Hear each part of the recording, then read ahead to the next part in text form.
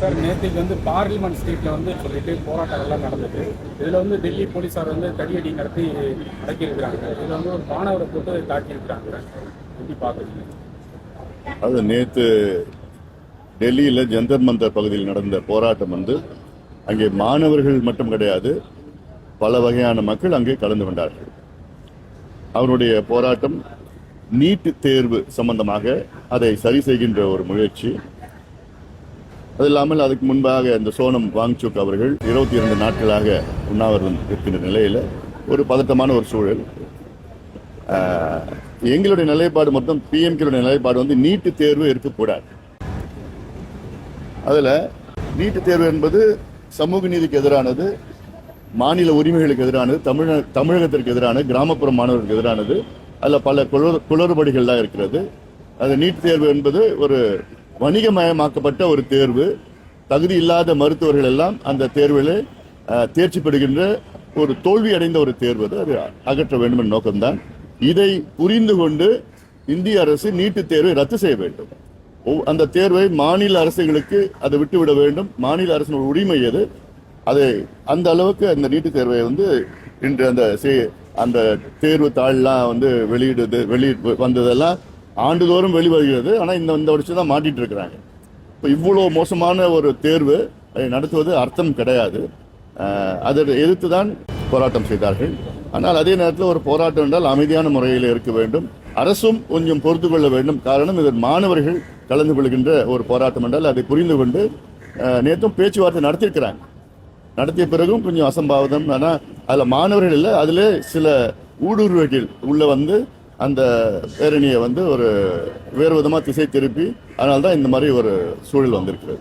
மழைக்கால கூட்டத்தொடரில் கலந்துக்க போறீங்க. தமிழகத்தோட முக்கிய பிரச்சனைகள் ஏதாவது எழுப்புறது? தமிழகத்துக்கு மிக முக்கிய பிரச்சனை மேகதாது பிரச்சனை தான். இன்னைக்கு அதுதான் பிரச்சனையே. ஏன்னா இன்னைக்கு மேகதாதுவை அணையை எப்படியாவது தடுத்து நிறுத்தணும். அத்துணை நாடாளுமன்ற மக்களவை மாநிலங்களவை உறுப்பினர் அத்துணையும் ஒன்றாக இதுல வந்து நான் திமுக, அண்ணா திமுக, நான் பாமக, நான் இந்த கட்சி அந்த கட்சியெல்லாம் இல்லை, எல்லாமே இந்த பிரச்சனைக்கு எல்லாமே ஒன்னா சேரணும். இதுதான் அவசியமானது. அப்படிதான் இந்த அணையை தடுக்க முடியும். இது அவசியமானது. இது எந்த ஒரு சந்தர்ப்பம் வந்தாலும் சரி, எந்த சந்தர்ப்பம் வந்தாலும் இதுல எல்லாமே பண்ணணும். இன்னும் தேவைப்பட்டதுதான் இங்க டெல்லி அந்த நாடாளுமன்ற வளாகத்தில் மேகதாது சம்பந்தமா போராட்டம் பண்றதுக்கும் தயங்கக்கூடாது. அது நாங்கெல்லாம் தயாரா இருக்கிறோம். அதுல ஒரு போராட்டம், ஆர்ப்பாட்டம், அழுத்தம், அரசியல் அழுத்தம் அத்தனையும் தர வேணும். இடையில தமிழக முதலமைச்சர் அவர் வந்து ஒரு அனைத்து கட்சி கூட்டத்தை கூட்டி எங்களை எல்லாம் டெல்லிக்கு அழைத்து சென்று பிரதமரை சந்திச்சு அங்க இருக்கிற நீர்வளத்துறை அமைச்சர் போன்ற அத்தனை அமைச்சர்களை சந்தித்து அழுத்தம் கொடுக்கணும். அரசியல் அழுத்தம் கொடுக்கணும், சட்ட அழுத்தம் கொடுக்கணும். இன்னொரு 10 நாள்ல வந்து அமைச்சர் நிர்மல்குமார் வந்து மேகதாது விவகாரத்துல வந்து வேற மாதிரி ஒரு முடிவு எடுக்க போறோம் அப்படின்ற மாதிரி அதுக்கு முன்பு வந்து அனைத்து கட்சிகளுக்கு தெரியப்படுத்தணும். இது வந்து டிவிகே பிரச்சனை கிடையாது, இது தமிழ்நாட்டு பிரச்சனை, தமிழ்நாட்டு மக்களுடைய பிரச்சனை. அதனால இது வந்து எங்க அனைத்து கட்சி கூட்டத்தை கூட்டி எங்களுக்கு தெரியப்படுத்தி அதன் பிறகு எந்த முடிவு எடுத்தாலும் ஒரு ஒருமித்த கருத்து உள்ள முடிவா எடுக்கணும். ஏன்னா சமீபத்தில் டெல்லியில் சட்டமன்றத்தில் ஒரு தீர்மானம் கொண்டு வந்தாங்க, மேகதாது நடுவர் மன்றம்னு சொல்லிட்டு. அது வந்து சரியில்லாத ஒரு தீர்மானத்தில் ஒரு திருத்தம். அதனால் அப்படி இருக்கக்கூடாது. அத்தனை கட்சிகளும் அழைத்து சென்று அத்தனை அழைத்து ஒரு ஆலோசனை கூட்டம் நடத்திய பிறகு பல ஒருமித்த கருத்து உள்ள முடிவுகளை எடுக்க வேண்டும். ஏற்கனவே காவேரி பிரச்சனை போயிட்டு இருக்கு, அதை குறித்து எதுவும் காவேரி இது மேகதாது காவேரி எல்லாமே இப்ப தண்ணி இல்லை. இப்போ இங்க குறுவை சாகுபடி வந்து முடிஞ்சு போச்சு. அடுத்தது சம்பாவுக்கு தண்ணி கிடைக்குமா இல்லையான்னு தெரியல.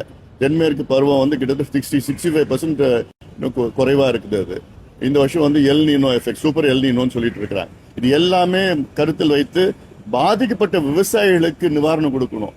ஒண்ணு இப்போ இருக்கிற முக்கியமான பிரச்சனை அரசு செய்ய வேண்டியது என்னன்னா, விவசாயிகளுடைய கூட்டுறவு வங்கி கூட்டுறவு கடன்களை உடனடியாக ரத்து செய்யணும். சிறு குறு விவசாயிகள் பார்க்க கூடாது, ரத்து செய்யணும். ரத்து செய்தாதான் விவசாயிகள் உயிர் வாழ முடியும்.